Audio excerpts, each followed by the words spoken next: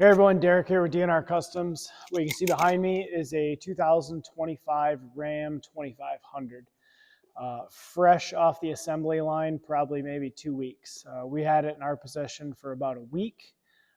We have some planned teardown coming up this week where we're going to give you a pretty in-depth overall view of the engine, a lot of the mechanics on how they changed, the injectors, the cylinder head. We're going to kind of go over a lot of that. So that'll be in the next video. This video is just kind of a uncut, raw, my first impressions on it. I spent got some pretty good seat time in it, probably, 1,000 plus miles of seat time in it. A lot of it unloaded. And then today we actually did a trailer test. So a little bit about me, like why does my opinion matter? Well, it really doesn't, but I've been in the diesel game since 2006. That's when I started my business. And I've owned everything from a first gen with 175 horsepower to a 3,000 horsepower diesel drag truck. Towed thousands and thousands of miles across the country in all different trucks, from an 06 mega cab to an 18 to a 2022. Current vehicles are 2021 68 truck. It's basically identical to this, but has a 68 in it. Emissions present tuned. Got a built trans. Other than that, it's a very similar truck. So, I feel, and then we have thousands of trucks roll through my shop that I've driven, test driven, modified years in the past. So I got a pretty good handle of how things should drive. So my opinion really doesn't matter in the grand scheme of things, but I'm just trying to give you guys a first up close, hey, this is what this dude thinks. Maybe you'll buy one and your opinion will be different. That's what makes us all different.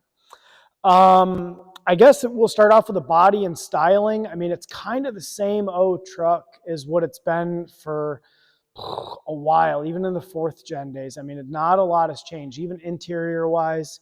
It's nice. I mean, it's kind of bougie per se. It's comfortable.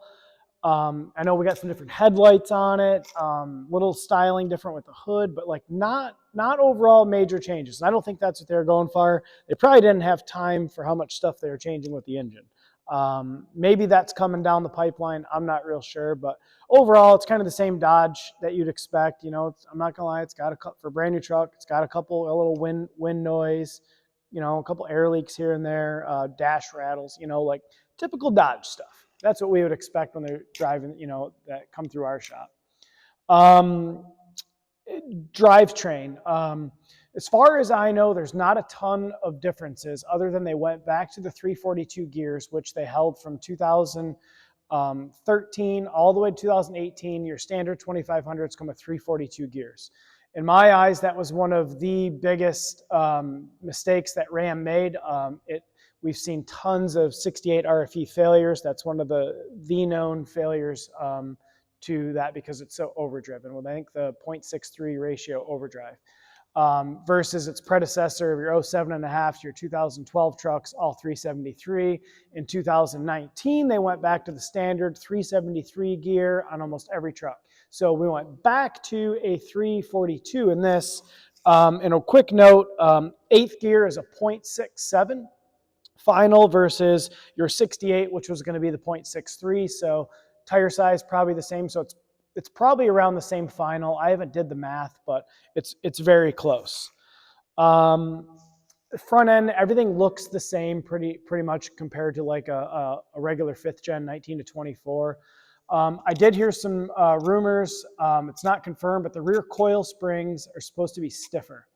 And just based on driving it around, I would say, yes, the thing does not feel anything close to my 2021. It just feels more planted in the back end, feels a bit more stable, not so much body roll, wishy-washy. It feels good. So that's pretty much the major on your actual, on the drivetrain. It's really close to your similar years. Now, powertrain is where they really did it up, right? New engine, for the most part, torque flight, HD, 8-speed transmission built by ZF. Obviously, with the engine, the biggest changes that everyone is really concerned with. I mean, we went back from a CGI block, now it's back to iron, same bore spacing, same piston size, all that stuff. I got some insider info on a lot of cylinder head changes internally, valve size, things like that. Side draft intake, like, I mean, right off the gate, this thing's a ripper, right? We've been putting side drafts on the cylinder heads forever in the competition world. Buy a new one, it comes with it.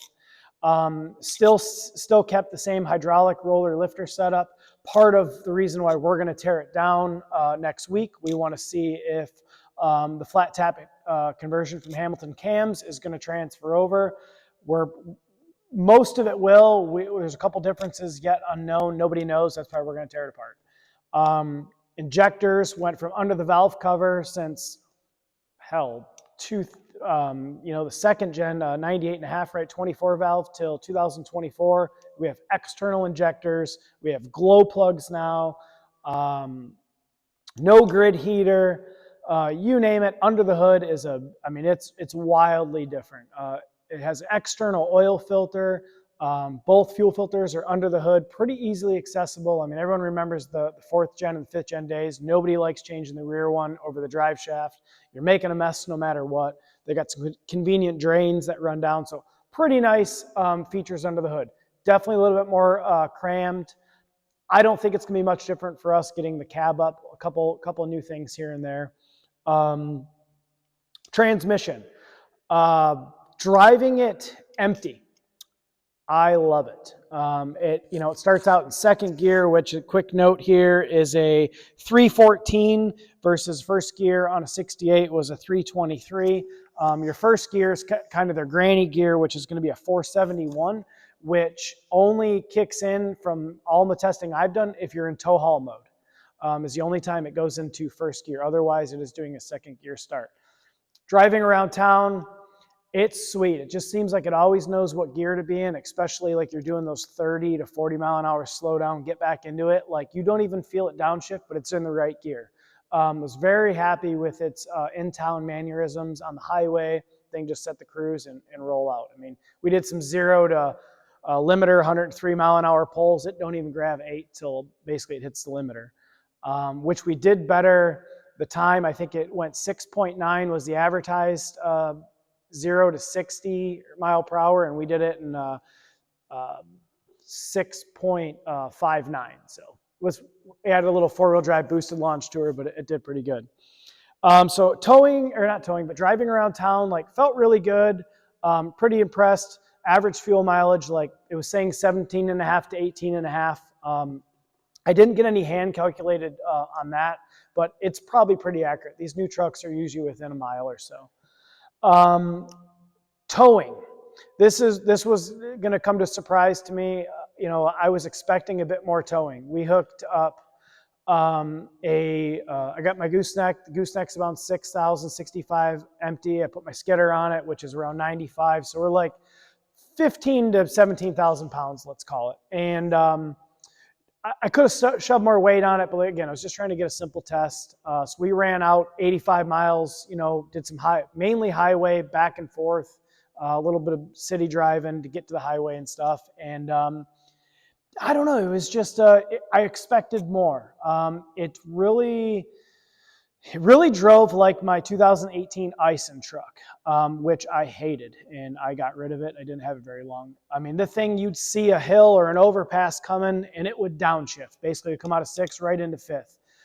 We had a little bit of a headwind heading out, and it did not want to hold 8th gear at all. It would literally just want to run 7th gear.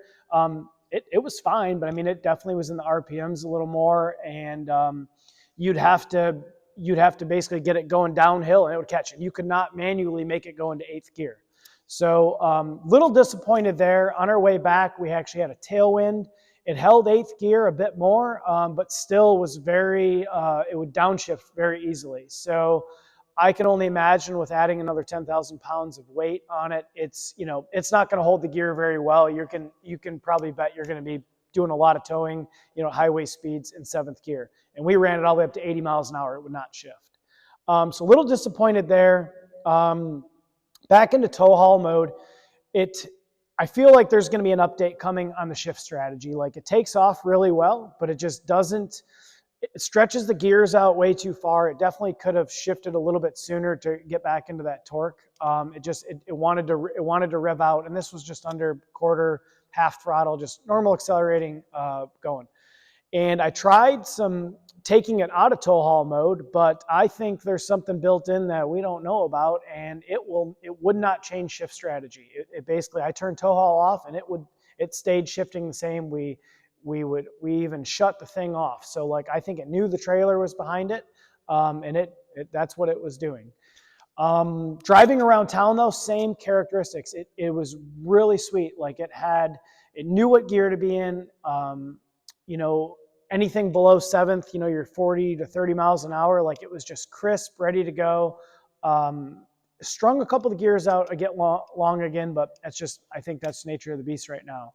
One thing I was pretty disappointed in was the exhaust brake. It's very weak. I would say like really disappointed in that. Like you can barely tell it's on. Like you know it's on, but it just doesn't give you that good feel that it's slowing down. We actually did a test rolling at 75 miles an hour, let off the brake on the highway, and it was only 3 seconds. It took 11 point something seconds to basically go from 75 to 65 on the exhaust brake. Just full off the brake, let it do its thing. We went from turn the exhaust brake off, same test, it was 14 seconds. So we only really saved about 3 seconds just letting off the pedal and letting nature take its course. So little disappointed in that. Where it's really strong is coming in, like when you get into like 5th gear, slowing down to a light, it just downshifts and it comes in hard. But you know, if you needed the brake in a hurry, I would say it's definitely on the weak side. So that's and fuel mileage. We did 85 miles. We used about 11 gallons of fuel. Do the math. I think it's like 7.8.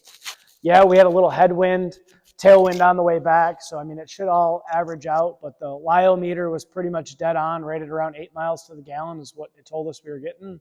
So, little displeased with that. I thought maybe, you know, after, what are we on, 30 years of evolution here, maybe we could get, you know, over 10 miles a gallon towing. But I mean, I've always said it takes the same amount of effort, energy to do the same amount of work. I mean, they crank the power up. So, you know, efficiency just isn't, you know, we aren't changing the narrative on that. It just is what it is. I guess other than that, my overall opinion, it's a nice truck. I think the ZF, or I think the 8-speed transmission has some, you know, a little bit of way to go. I think some updates maybe we'll see, you know, through programming, shift strategy. I think a lot of that will come out as time goes on. The engine, it seems solid. I mean, you know, coming from a lot of years in the industry, like we will find out. We might not find out tomorrow, but we'll find out years down the road. You know, is the cam and lifter is going to be the same failure we're seeing in the earlier trucks now, the 19 to 24s? Not sure. So a lot of unknowns. Am I selling my 2021 to go buy a 2025? Probably not. I mean, I don't want to bust anyone's bubble, but it just really didn't do enough for me to justify, you know, the change. The transmission is good. I guess if, you know, a guy that works his truck and doesn't want to have to worry about, you know, 68 letting him down, hey, maybe this is it for you. I'm hopeful. I really do want to see a better transmission, you know, behind the Cummins, right? Like it's been needed. They've had literally the same one from 07.5 to 24 with minimal changes, and we all know, you know, they're not great. It has, just to back up, it has a lot of Aisin transmission characteristics. So like when you drop it into gear, it's slow to respond. Go into reverse, it's slow to respond. So up in our northern climate here, I think that could pose you know, your snowplow guy might not like it because it's not quick and crisp. You know, once it goes into the gear, it's fine, but it just seems to have a bit of a delay. Like I said, a lot of characteristics of an Aisin overall, but doesn't have that, like, I mean, it grabs gear. So you go to get after it, I mean, just grabs gear. So it doesn't have that lazy shifting like an Aisin trans. Other than that, stay tuned. Like I said, we have a planned teardown for this thing this week. We're We're going to do a bunch of uncut raw video, some reels. We're going to do a professional video. I got a photographer coming in. Like, we're going to try to give you guys the first up close, personal, like, holy cow, look where they put the injector with the valve cover off, see the new rockers and everything. So I'm really excited for that. Stay tuned. And again, these are my thoughts on the whole deal. So